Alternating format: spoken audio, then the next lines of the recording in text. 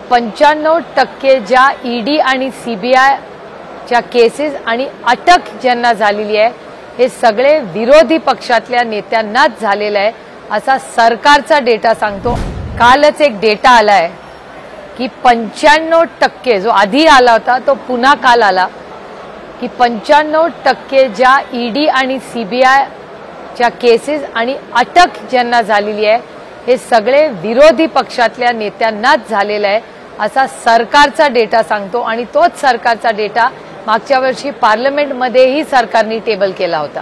त्याच्यामुळे काल अरविंद केजरीवालांची जी अटक झाली ही दुर्दैवी आहे आणि लोकतंत्र आणि लोकशाही ह्याचा मला विचाराल तर हा खून रोज या देशात होतोय, कारण स्वातंत्र्य हे राहिलंच नाही। आणि जी इमर्जन्सीचा विरोध भारतीय जनता पक्षाने केला ती इमर्जन्सी अनाउन्स्ड इमर्जन्सी होती।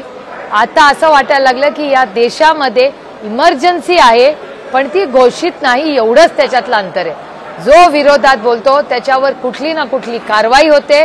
दुर्दैवाने भारताची हा जो इतिहास तुम्ही पाहिला तर या देशातल्या सगळ्या सुपुत्रांनी त्यांचा घाम रक्त आणि आयुष्य उभं करून या देशाला स्वातंत्र्य मिळवून दिलं आणि आज या जगामधली सगळ्यात मोठी लोकशाही म्हणून भारताकडे जग आपल्याकडे बघतं।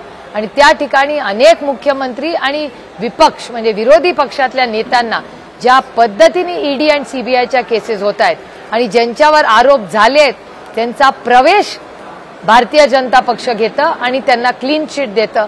असे काश्मीर टू कन्याकुमारी किती डेटा तुम्हाला दाखवू, पण मला वाटत नाही हा योगायोग आहे। इलेक्टोरल बॉन्ड्स ज्याबद्दल इतकी बदनामी आणि भ्रष्टाचार उघडकीस होत होता म्हणूनच अरविंदजींना जी अटक झाली असं असावं अशी समाजामध्ये चर्चा दबदबत्या आवाजात होताना माझ्या कानावर रोज येते।